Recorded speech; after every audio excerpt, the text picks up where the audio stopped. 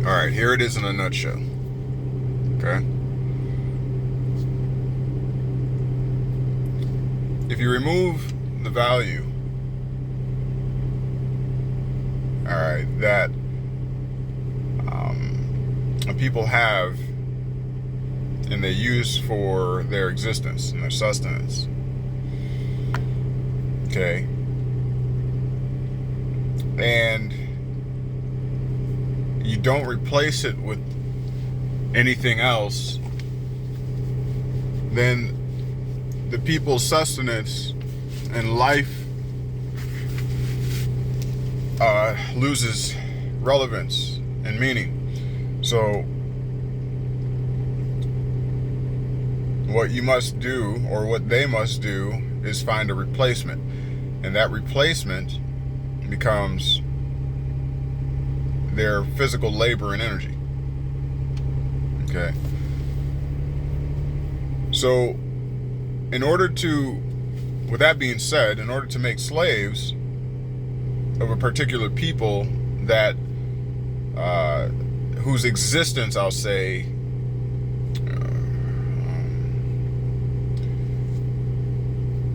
was independent of the one seeking to make slaves out of them,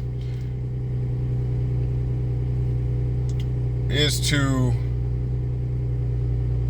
take away the substance, the value that they have, and to replace it with what you realize is a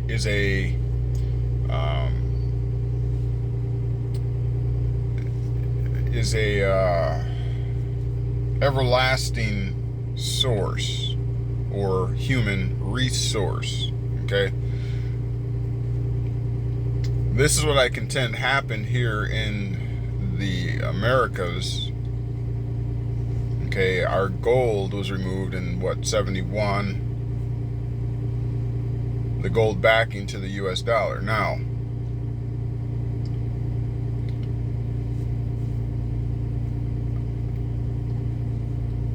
the people essentially became the energy, the backing to the system.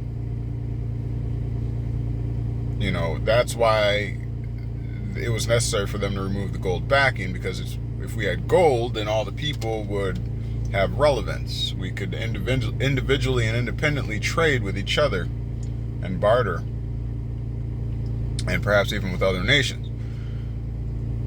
Okay, the powers that were, or the powers that be, whichever way you look at it, did not want that. They wanted complete reliability or dependence on them. Now, putting that aside, take this into consideration, that the original 9 or 13 colonies that came over here, okay, to the Americas or the Northland or what have you, think of the mindset that they had. Did you believe, or did you think that they were thinking that there would be 300 million people here? Okay. Or perhaps were they thinking a discovery, a new land for our posterity, our children, and our children's children? A land full of resources or untapped resources that our families can thrive on and grow. If you look at the charter known as the Constitution, you'll see wording that suggests the latter. That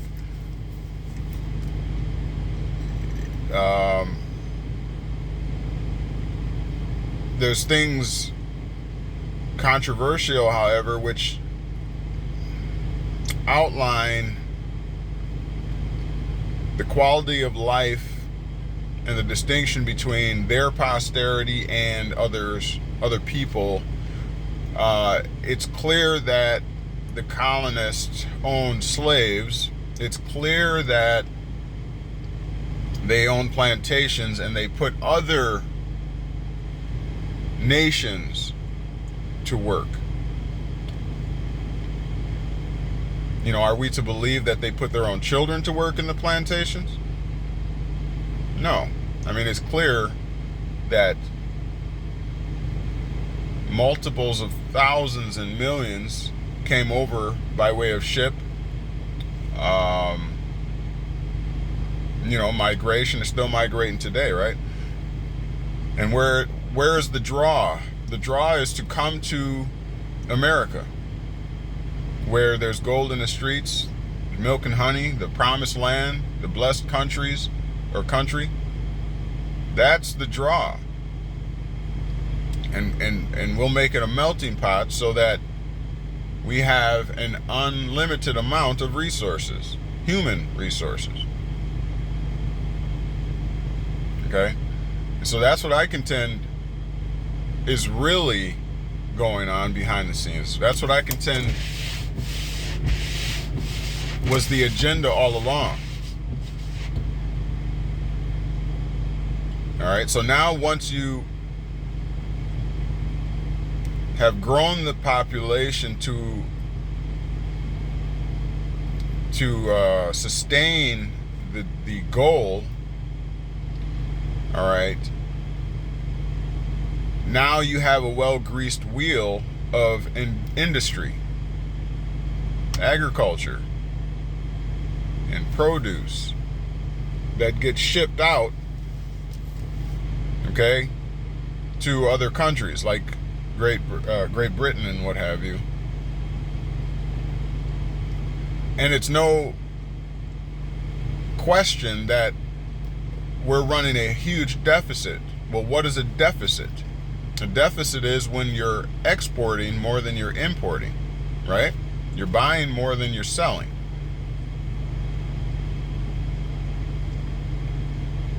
Well, that would make sense then, wouldn't it?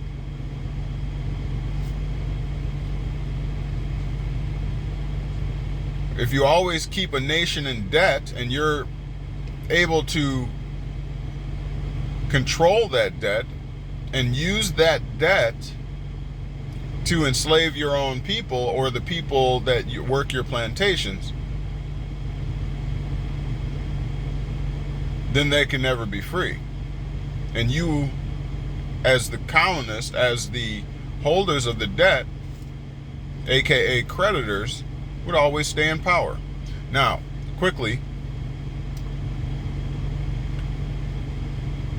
now think of this, that those colonists, those original quote-unquote founding fathers, with this grand scheme, how might they keep that scheme going to make sure that their offspring profit and stay on top? Might they institute something like a trust?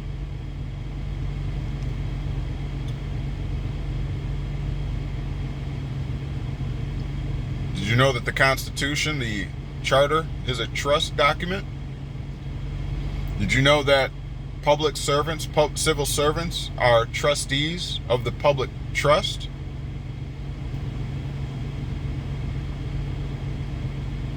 Did you know that?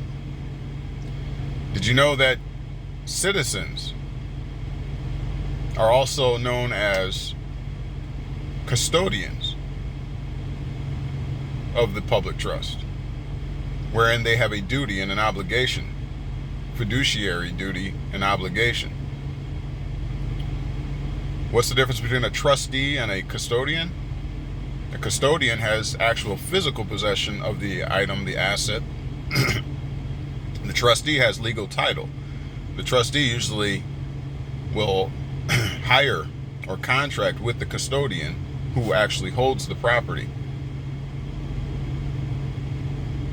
So there's your setup. The founding fathers, who are the trustors, the one who created the trust. Then you have the trustee, the public servants, civil servants, your politicians, what have you, And then you have the citizen, who are the custodians, who actually hold the property and assets on behalf of the beneficiary. Part 2 coming up. I didn't want to make this longer than 10 minutes. Stay tuned. Or make sure you catch part 2.